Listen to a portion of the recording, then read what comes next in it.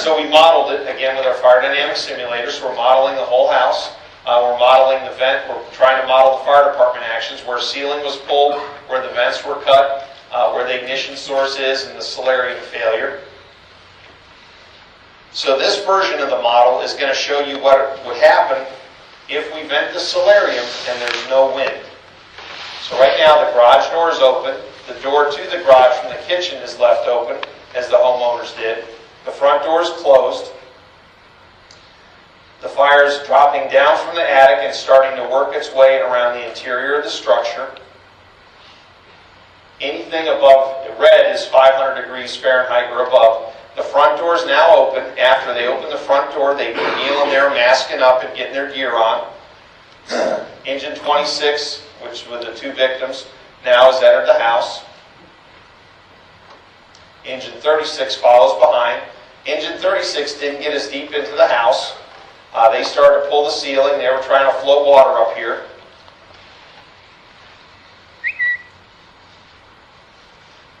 So now we have the ladder company up on the roof. And they start cutting holes. But remember, in this simulation, there's no wind.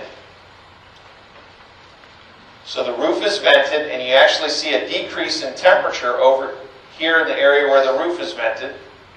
So think about it. The flow path's going from the front door to the roof vent. Now the solarium windows have failed.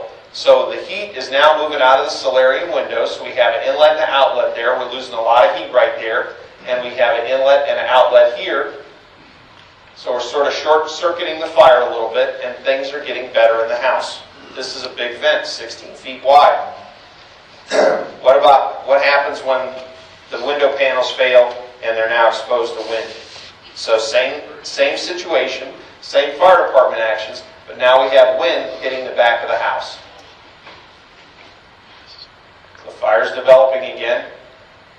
Door open, front door still closed.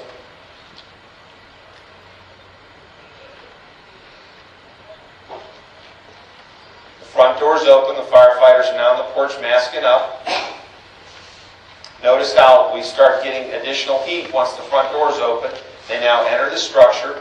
They go down the hallway and get into this rear room where they start fighting fire. When they were last seen by Engine 36, as the heat is forcing them out of the house, these guys were still standing.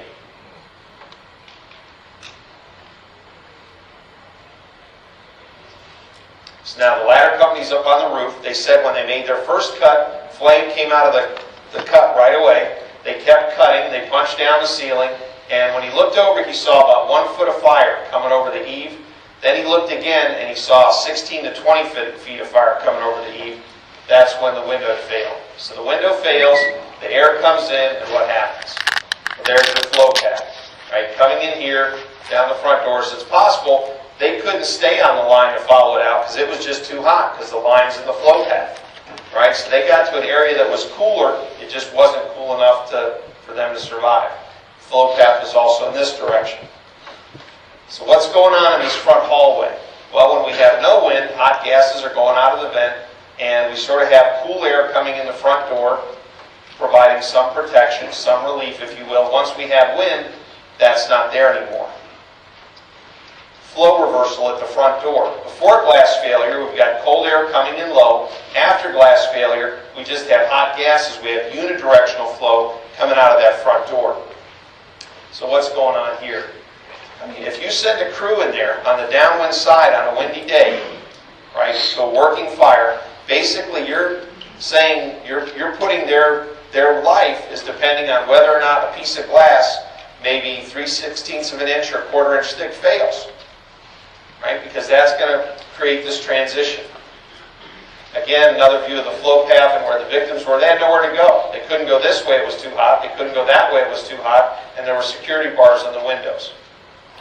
So their face pieces melted out and they died. Again, you can see the damage is where the flow path was.